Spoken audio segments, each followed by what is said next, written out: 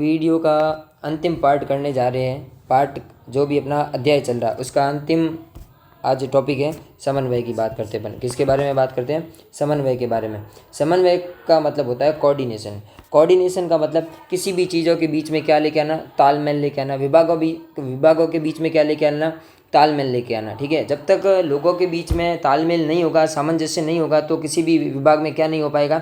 कार्य नहीं हो पाएगा। विभिन्न लोगों और विभागों के कार्य में एकता और सामंजस्य लाना ही क्या होता है? समन्वय कहलाता है। इसका उद्देश्य यह है कि सभी लोग मिलकर एक ही लक्ष्य की ओर क्या करें? काम करें। अगर सबका लक्ष्य अलग अलग होगा तो कभी भी सही तरीके से काम नहीं कर पाएंगे। उदाहरण के लिए शादी के आयोजन में अलग अलग काम करने वाले लोग, खाना बनाने वाले लोग, सजावट करने वाले लोग, स्वागत करने वाले, सभी का काम समन्वित होना चाहिए ताकि अंत में आयोजन सफल और सुंदर बन सके।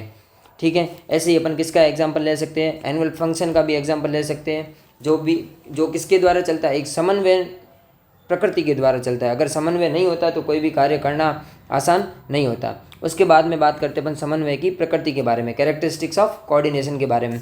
सबसे पहला इसके अंदर लिखा हुआ है कि जो समन्वय है वो कार्यों में एकता लाता है। एकता लाने का मतलब है यूनिटी लेके आता है। ठीक है ना, सारे के सारे लोग एक ही लक्ष्य की ओर क्या करते हैं? काम करते हैं। अगर सभी लोग अलग अलग लक्ष्य बनाकर अपना काम करेंगे तो कभी भी संस्था का, ऑर्गेनाइजेशन का, संगठन का, बिजनेस का लक्ष्य कभी भी क्या नहीं हो पाएगा? पूरा नहीं हो पाएगा। जैसे स्कूल के वार्षिक समारोह में छात्र, शिक्षक और स्टाफ मिलकर कार्यक्रम तैयार करते हैं।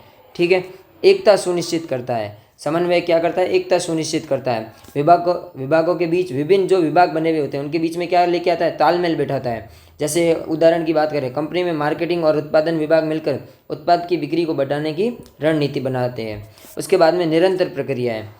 अगर बात करें समन्वय की निरंतर प्रक्रिया है, जैसे ही अपन नियोजन करते हैं तो उसके साथ में क्या होना चाहिए? समन्वय होना चाहिए। संगठन करते हैं तो उसके साथ में अपने समन्वय होना चाहिए। ऐसे ऐसे जब तक अपन नियंत्रण तक आते हैं तब तक अपने पास क्या होना चाहिए? समन्वय होना ही चाहिए।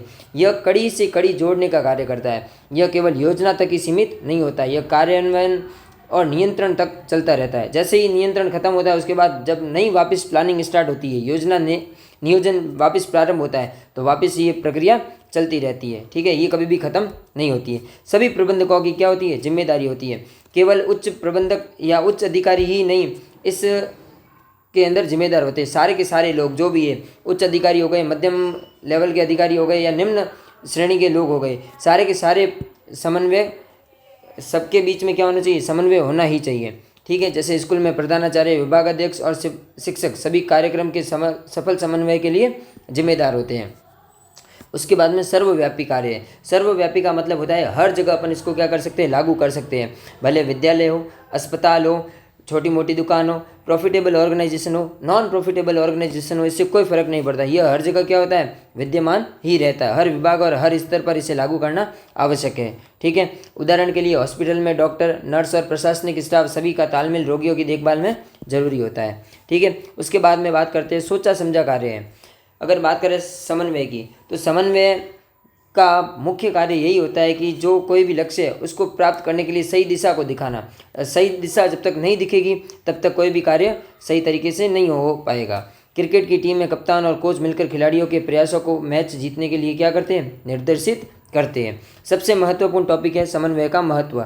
अगर समन्वय के महत्व के बारे में बात करें तो संगठन का आकार, जैसे जैसे संगठन बड़ा होता है कर्मचारी और विभागों की संख्या भी बढ़ जाती है। अलग अलग लोग अलग अलग लक्ष्य और प्राथमिकताओं पर काम करते हैं। ऐसे में समन्वय ही वह साधन है जो सभी को जोड़कर संगठन के सामूहिक लक्ष्यों की ओर ले जाता है। जैसे उदाहरण के लिए किसी बड़ी कंपनी में उत्पादन, बिक्री और वित्त विभाग अलग अलग काम करते हैं, लेकिन समन्वय से ही कंपनी का लाभ का जो लक्ष्य होता है वो क्या हो पाता है? पूरा हो पाता है। ठीक है, उसके बाद में बात करते हैं कार्यात्मक विभेदीकरण की। हर संगठन में काम अलग अलग विभागों में बांटा जाता है, जैसे उत्पादन, विपणन, मानव संसाधन, वित्त आदि।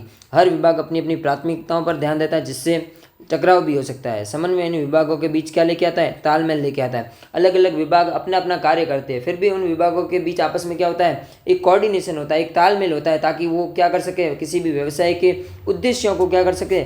समय पर पूरा कर सके। ठीक है, और लास्ट में लिखा हुआ है विशिष्टीकरण। आज के समय में हर विभाग में विशेषज्ञ काम करते हैं, जैसे इंजीनियर हो गए, वैज्ञानिक हो गए, सीए वगैरह हो गए। ठीक है ना, इनके बीच में कॉन्फ्लिक्ट नहीं हो जाए, झगड़े नहीं हो जाए, क्योस नहीं हो जाए। ठीक है ना, इनके बीच में जो तालमेल है वो बना रहे, उसके लिए भी अपन को क्या करना पड़ता है?